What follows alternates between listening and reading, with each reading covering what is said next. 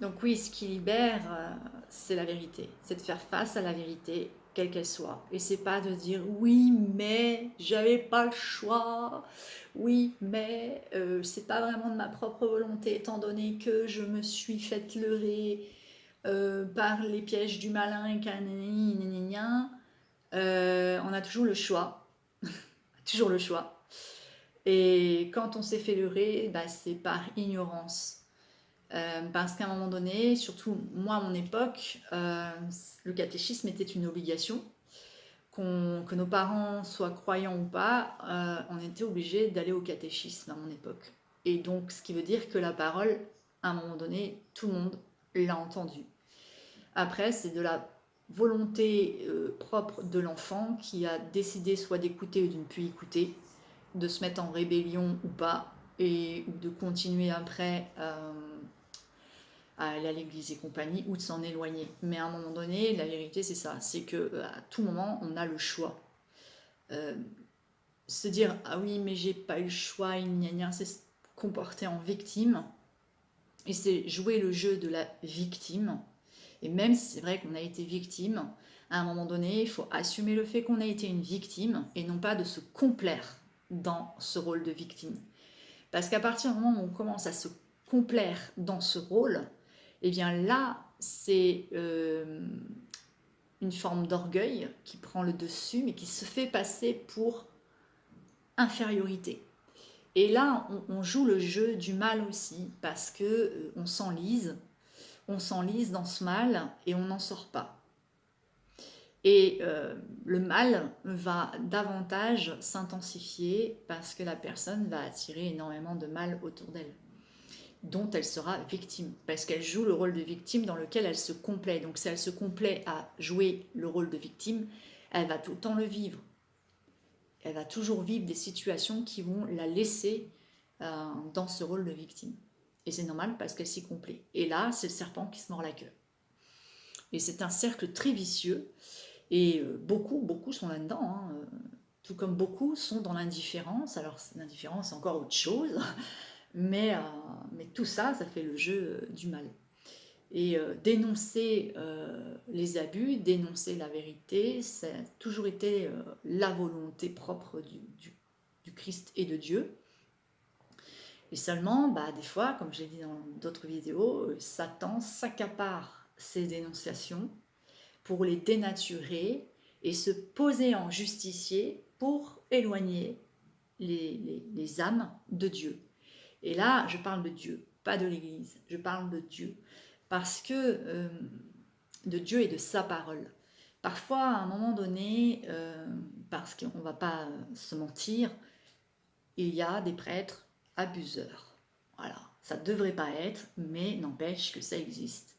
Il y a des prêtres qui se comportent comme des pharisiens. Pour le moment, ils sont une minorité au sein d'une majorité, mais peut-être qu'un jour, ça va s'inverser. Peut-être qu'un jour, la minorité va devenir généralité et que la généralité d'aujourd'hui va devenir minoritaire.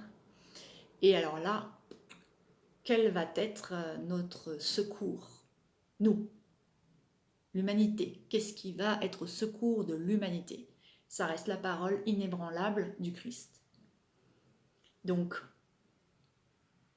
quand on va à l'église, ce n'est pas pour le prêtre.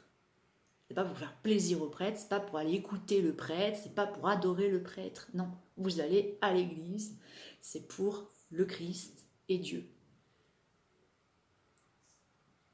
Et c'est pour prier en communauté avec les frères et sœurs qui sont là.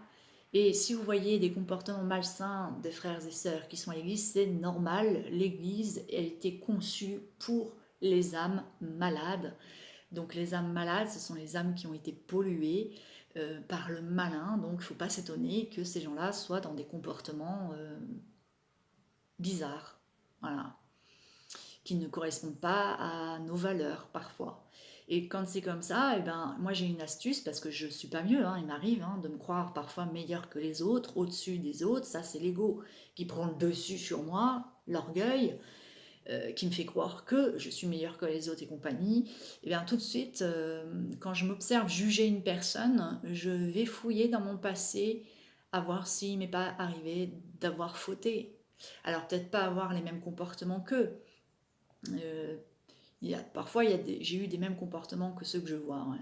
Et heureusement, j'en suis sortie, mais justement, ça apaise, ça attire la compassion et le pardon. Et c'est comme ça que je me dis, oui, je suis pas mieux qu'eux. Même si j'y suis plus, j'y ai été dans ces comportements-là. Et j'en suis sortie, grâce à Dieu, oui. Mais bon, eux, ils en sont encore pas là, ils ont encore des choses à vivre pour en sortir. Et puis voilà, c'est tout. Mais au moins, je ne rentre plus dans ce jeu du jugement, des préjugés et compagnie. Je reste dans l'observation et hop, je m'en vais fouiller dans mon passé des choses pour les remettre un peu à la surface pour attirer la compassion et le pardon. Et rester dans la charité, dans la miséricorde. Et de manière à ce que ça soit sincère. Alors quand c'est des comportements qui n'ont rien à voir avec des comportements que j'ai pu avoir dans le passé, dans ces cas-là, je me dis, je ne sais pas ce qu'ils ont vécu, mais pour qu'ils en soient là, c'est qu'à mon avis, il y a un passif très douloureux. Et heureusement que j'ai pas vécu ces trucs-là et que j'en veux pas, d'ailleurs, je veux pas les vivre ces trucs-là, mais ouais, si la personne en est là, c'est qu'elle a beaucoup souffert et que moi je rends grâce à Dieu de ne pas avoir chaviré dans ce genre de comportement. Et je me dis que si j'avais vécu la même chose que cette personne, peut-être que j'aurais été dans ces mêmes comportements-là, en réponse à cette souffrance, en réponse à ce passif qui lui a été infligé. Parce que quand on est enfant, on subit, on n'a pas notre volonté propre encore. L'ego n'existe pas encore à ce moment-là.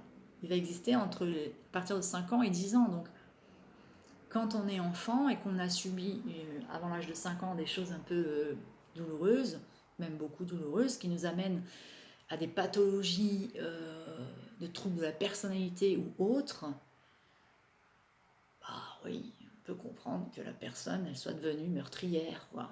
Voilà, on peut se dire, qui est grâce à Dieu, heureusement, que je n'ai pas basculé dans ça. Mais effectivement, si j'avais vécu la même chose que cette personne-là, j'aurais peut-être été cette personne-là. Et là, on rend grâce à Dieu. Merci Dieu.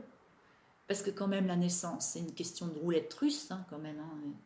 C'est une question de roulette, pas roulette russe, mais de la roulette au jeu, là. C'est quand même une chance de bien-être ou de mal-être, hein, quand même. Si on a la chance d'être né dans une bonne famille, ok, mais si on a la malchance d'être né dans la mauvaise famille, bah, l'enfant subit et il n'est que le dommage collatéral. Donc tout ce qu'il fait après, plus tard, s'il y a une pathologie psychiatrique derrière, ouais, c'est un dommage collatéral. Parce que là, la volonté, elle est polluée par un trouble psychiatrique. Et c'est chaud. Donc, mais bon, voilà. Voilà les pensées du jour. Voilà le partage par le témoignage de mon expérience. Si vous étiez dans le New Age et que vous commencez à vous poser des questions, ben, j'espère que ce témoignage-là vous aidera. Si vous avez envie de rejoindre le New Age, écoutez les vidéos, et pas que les miennes, parce qu'il y a beaucoup de témoignages aujourd'hui, et voyez par vous-même. Faites votre choix par vous-même. Et si vous allez dans le New Age, pas grave, c'est que vous aviez besoin d'y aller pour faire votre propre expérience et voir par vous-même certaines choses. Voilà. Le mieux, c'est clair que c'est de ne pas y aller, mais là, je serais hypocrite parce que j'y suis quand même allée, alors que j'entendais à l'église qu'il ne fallait pas y aller dans ces trucs-là, et j'y suis quand même allée, donc voilà. Et ce qui m'a libérée, c'est de faire face à cette vérité, c'est de ne pas jouer la victime, c'est de dire, oui, je l'ai joué la victime, je l'ai joué et ça a envenimé les choses. Donc ce qui m'a libérée, c'est d'en sortir de cette victimisation et de me dire, ouais, non, oui, j'ai vécu un abus, oui, je me suis réfugiée dans le New Age et l'ésotérisme de mes 13 ans jusqu'à mes 38 ans, oui, j'avais un pied dedans et un pied en arrière dès que je me faisais peur, mais j'y ai plongé en plein dedans par la croyance des flammes jumelles. où là, j'ai vraiment vécu, et pas qu'un pied, j'ai vraiment vécu de tout mon être dans ce truc-là. Et j'en suis sortie, mais pas grâce à moi. J'en suis sortie parce que j'ai vu Marie qui est venue m'amener au Christ et que c'est à partir de là que j'ai commencé à voir les incohérences du médium vers qui j'allais et que toute la vérité, tous les voiles des illusions dans lesquels j'étais se sont brisés en fait au contact du Christ. Et au revoir tout ça. Donc, et je me suis extirpée de ce truc-là grâce à l'aide de Dieu, mais ça a été en douceur, c'est ça qu'il faut comprendre, comme je l'ai dit dans une autre vidéo tout à l'heure. Vraiment, ça a été fait en douceur. Et là, j'arrive sur la sphère kinésiologie où je me pose des questions aussi sur ce truc-là. Et que, parce qu'il y a des bons fruits. Moi, je suis revenue à l'église, à la pratique. J'ai un ami qui fait le même cursus que moi, ça l'a conduit au baptême. Une autre personne qui me pose des questions au carême sur le carême. Voilà, mais par mon expérience dans le New Age, je me méfie. Je me méfie. Donc, est-ce comme une science médicale, comme la psychologie, la médecine générale, des choses comme ça, ou est-ce que... voilà. Bref, voilà où j'en suis. Alors, je ne sais pas quand, vous avez compris, moi les vidéos, ça vient quand j'ai l'inspiration du moment. Donc peut-être à bientôt, peut-être pas. Bonne continuation à vous en attendant.